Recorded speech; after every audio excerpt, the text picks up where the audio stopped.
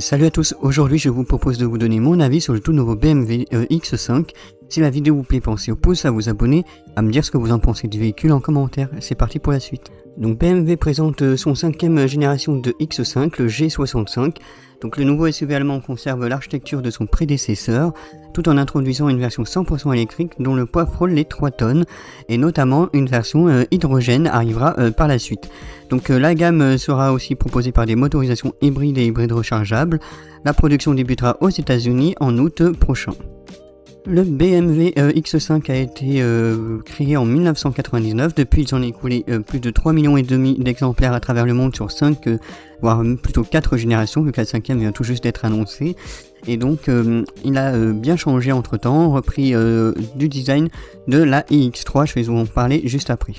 Son principal concurrent sera entre autres le Audi Q7 qui fait lui aussi 5 mètres de long. Je vous mettrai la vidéo dans la fiche en haut de l'écran. Donc il reprend la plateforme de son prédécesseur, mais avec des dimensions en hausse d'environ 6 cm par rapport à celui qu'elle remplace et 32 cm en plus par rapport à la génération de 1999.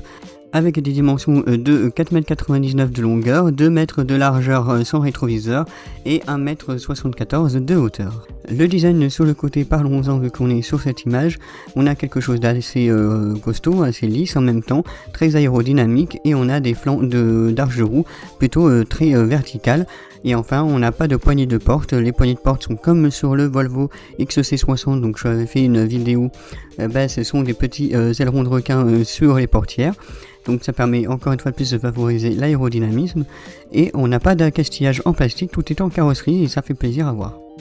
Le volume de chargement oscille entre 525 à 1680 litres en fonction des motorisations, sachant qu'il y aura plus de motorisation électrique avec plus de volume de coffre justement, et on aura un petit frein à l'avant pour mettre les câbles de recharge.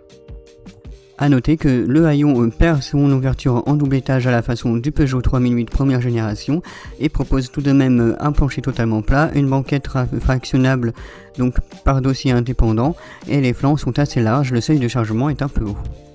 Sur la face avant, on retrouve le nouveau design NEU Class de la iX3 avec justement une grosse calandre en moitié piano black et en moitié carrosserie pour un air sportif. On va retrouver aussi de nouvelles ceintures lumineuses à LED avec des haricots qui se sont affinés. En son centre, c'est du piano black qui intègre donc les caméras d'aide à la conduite et 360 degrés avec un entourage à LED.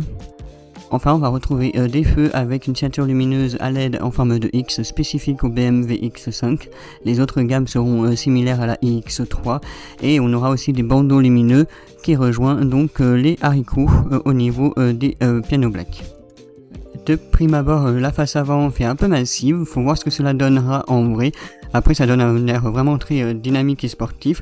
Je suis un peu dubitatif sur la face avant, mais en tout cas sur le design général, c'est plutôt pas mal. Je pense quand même préférer l'Audi Q7. La face arrière lui aussi reprend le design de la iX3. On retrouve donc une face arrière assez massive aussi, mais plutôt joyeuse avec la partie basse de l'accastillage en piano black qui fait penser à une bouche qui sourit. C'est plutôt joyeux à voir, c'est sympa.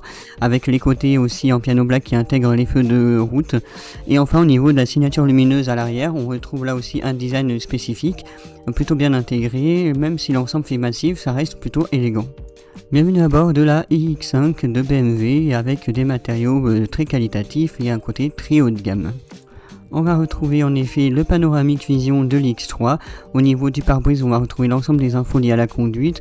Ça fait un grand écran avec plusieurs zones distinctes, dont un qui est en complet aide à la conduite, l'autre le multimédia. Et enfin, on va retrouver 2 autres écrans, un tactile central et un pour le passager. Donc l'écran central tactile fait 17,9 pouces de série orienté vers le conducteur, et enfin en option on aura le droit à un écran pour le passager de 12 pouces, dire que l'Audi Q7 le propose de série sur la version haut de gamme.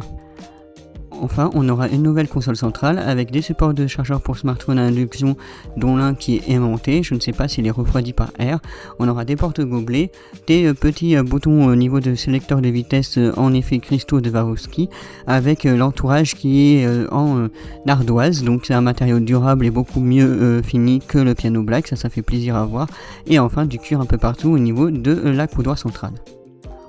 On aura aussi une ambiance lumineuse à LED qui enveloppe le tableau de bord et les contreportes qui sont plutôt bien finis. On retrouve le X au niveau des portières et les sièges ont l'air plutôt d'être assez confortables. Cependant, je trouve que le Audi Q7 fait un petit peu plus haut de gamme de ce côté-là en termes de matériaux. Cependant, ces sièges-là offrent la possibilité d'avoir des supports de smartphone pour les passagers arrière pour regarder des films sur des tablettes ou téléphones.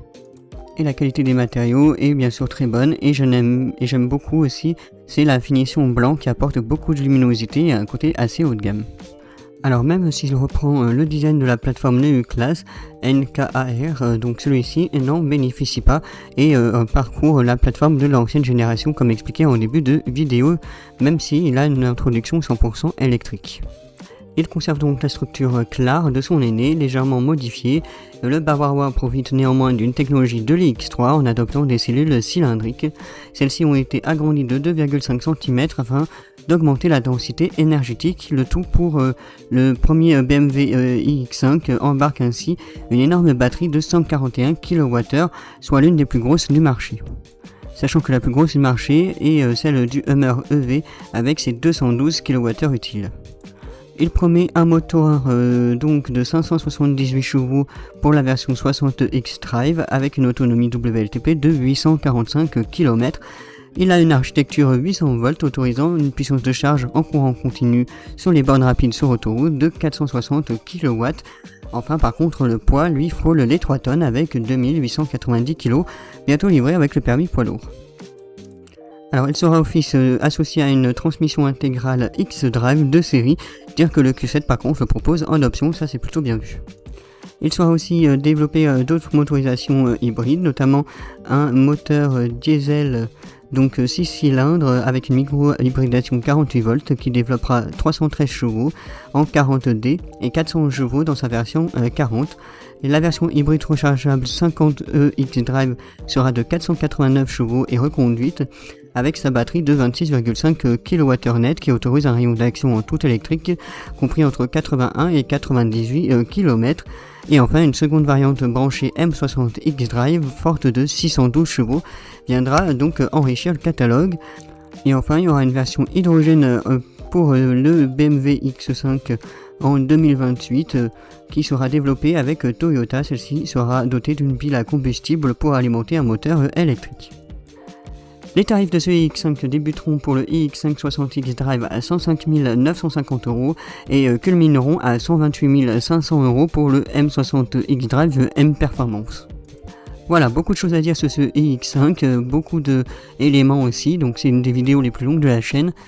Pour finir, donc elle sera lancée en production en août prochain aux États-Unis et certaines versions, notamment les micro-hybrides diesel, seront disponibles à la demande en France car il y a beaucoup de malus, on parle d'environ 90 000 € de malus supplémentaires.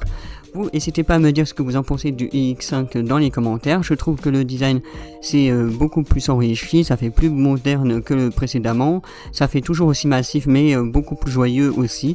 Donc moi j'approuve ce design. Après je préfère tout de même l'Audi Q7.